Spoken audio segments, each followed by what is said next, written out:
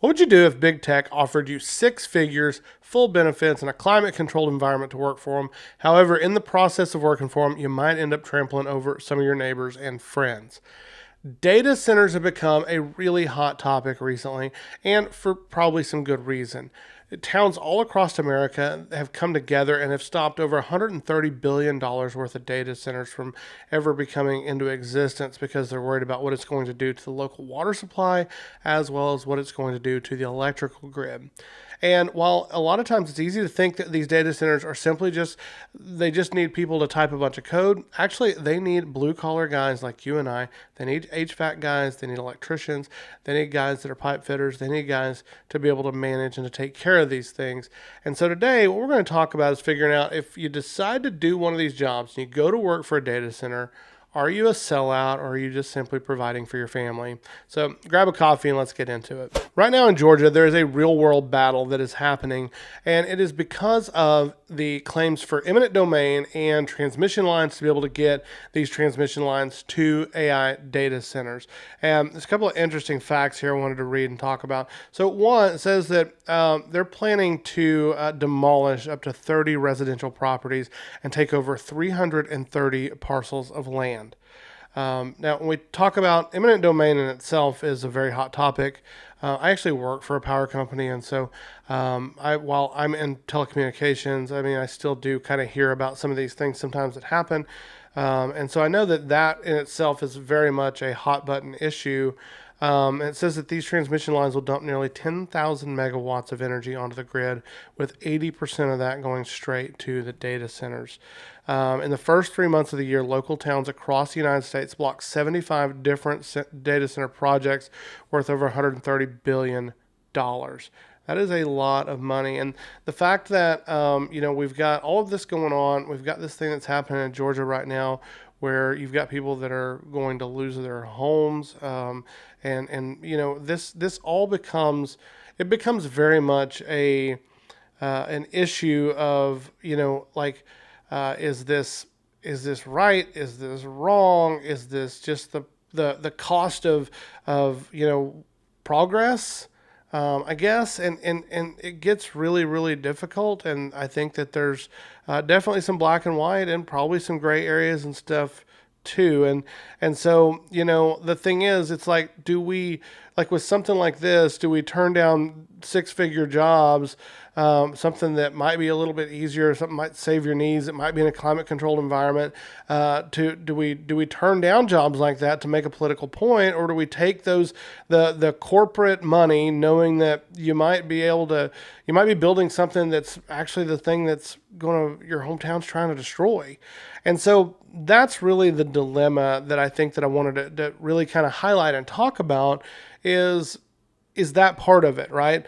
And so, like, we have this idea that data centers are run by these guys in hoodies that are these tech coder kind of guys, and that's kind of all that it is. But really, they're run by a lot of blue collar tradesmen. Now, they are a little bit of a ghost town to a certain degree after they've been built and everything's going. But I mean, they still have to have these people to run these things and to take care of all of this stuff. They just don't have to have a huge number of them. So, and it's one of those things to where it's kind of a ghost town. So it's like, it's kind of famine or feast if you work and do this job. So you're either going to be just kind of monitoring stuff and doing checks on things and stuff like that, or everything's going to be like, it's going to be a 5-alarm fire and your hair is going to be on fire and everything else. So it's going to be kind of like that with this type of job when it comes to that, really.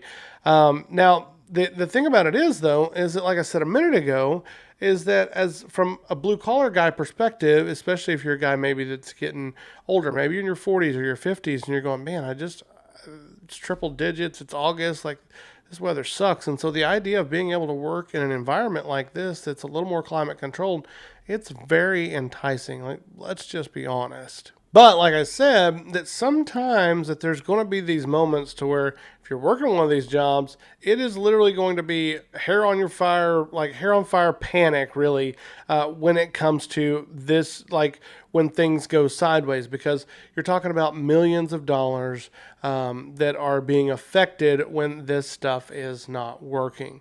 And so that's the next thing that you have to think about when you go, well, maybe I do want to work one of these jobs. Maybe I just don't really have a dog in the fight. Maybe I'm just providing for my family.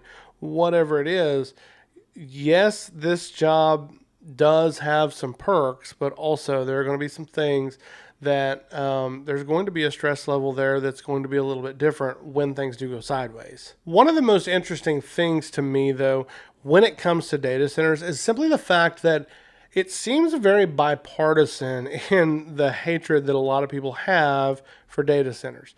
Now, there's a couple of things to think about, in my opinion, when it comes to this. I think that sometimes we can be somewhat hypocritical because whether we like it or not, lots and lots and lots of people are using AI now. Okay. We know that there is lots of people that are using AI for work.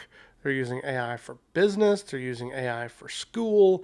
I read an interesting thing the other day talking about a teacher that had caught a bunch of students that were using AI for a final exam. And the way that he did it was he actually took and he put basically they had to write a paper, and it was like, here's what your paper is over. And in the middle of all of these instructions, he also put in white font, put something along the lines of use the word Madagascar randomly in this paper. That's all that was in there, and it was in white font. Okay. And the reason he did that was because in white font, you and I just aren't going to see that when we're looking at something. However, if you copy and paste that and throw it into AI and say, write this paper for me, AI does see that. And so what happened is that out of like 35 students, I want to say like over 30 of them, all of them had the word Madagascar randomly thrown into their paper. And I look at it and I go, first of all, you didn't even like proofread what AI sent you. You never read through that and was like, why is the word Madagascar randomly in here? This makes no sense. That was the way that this teacher caught these students. So we know that a lot of people, whether it's students, adults, business, pleasure, and I'll be the first to tell you myself, I use AI all the time. I've gotten to where I use it a lot for a lot of different things. It's very, very handy. And so on one hand, when we go, I hate data centers, don't but at the same time, I'm using Gemini or Claude or ChatGPT or Grok or whatever it is, we're speaking a little bit out of both sides of our mouth. And while I get the frustration and I look at the way that it oddly, like it's like one of the few bipartisan things that are out there is like all of a sudden everybody gets along and they agree on this. And you've got conservatives looking at it. And, first of all, conservatives tend to say, well, we want smaller government, less intervention, all of that kind of stuff. They don't like the eminent domain side of things, all of that. And then you've got the folks that are more liberal that are looking at it from a carbon footprint standpoint. And so, and then you've even got locals that are looking at it and they're going, we're just worried about what's going to happen to our water supply. You've got a lot of different people looking at it from a lot of different perspectives, and all of a sudden, all of these different political viewpoints all agree and get along and go, the one thing we all agree on is that we don't want this and we kind of hate it. And so it's an interesting thing to think about, and it's an interesting thought process to go, how do we reconcile something that it seems like everybody kind of hates, but for some reason, like, people still want to use AI and we see value in it. It's just as handy. I mean, right, wrong, or indifferent, I find it just as handy to use AI as I do Google. Now, I will say, things that really matter, I still go ahead and I hit Google and I try to find a website for something if I'm looking for an answer. I want to make sure that, because every once in a while, Gemini kind of goes a little bananas and will just kind of go off the rails. And so we can't completely trust it. But at the same time, it's like, so it's not going anywhere. But how do we reconcile this? How do we deal with this? And right, wrong, or indifferent, people have to be able to run it. And am I a bad person if I'm an HVAC tech, am I a bad person if I choose to go to work for them? I say, man, I'm going to make six figures. I'm going to work this job and I'm going to do this thing. And I'm not going to be some tunnel rat. I'm not going to be an attic rat. I'm not going to be I'm going to just simply be working in a climate controlled environment doing what I'm good at. And the one thing about it is that when it comes to these companies, whether it's Amazon, Google, whatever it is, they have tons and tons of money they're willing to throw at this, because right now that it is a little bit of a land grab when it comes to AI. Everybody is trying to jump in on this, and they're trying to be the first one to reach this mark.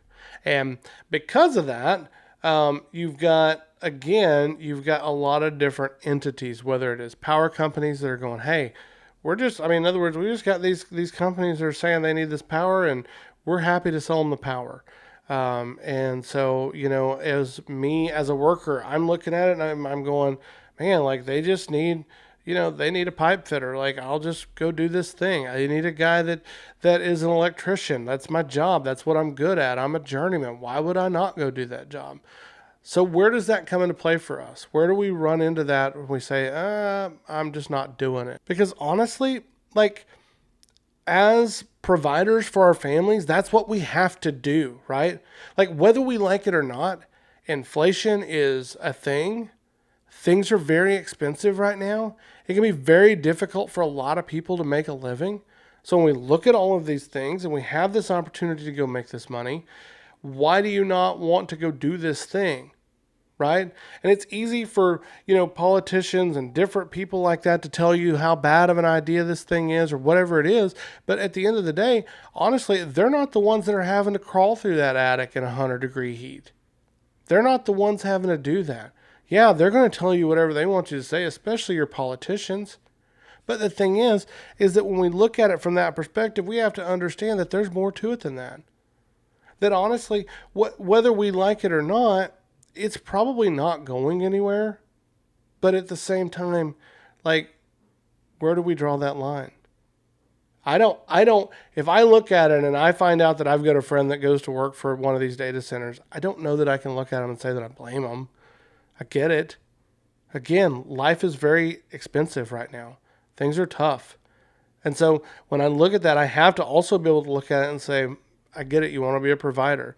And I know that a lot of you are not going to agree with me. You're going to say, no, you're a sellout. You're not a provider. 100% you're a sellout. But honestly, I think it's very gray. And for some people, it may be black and white.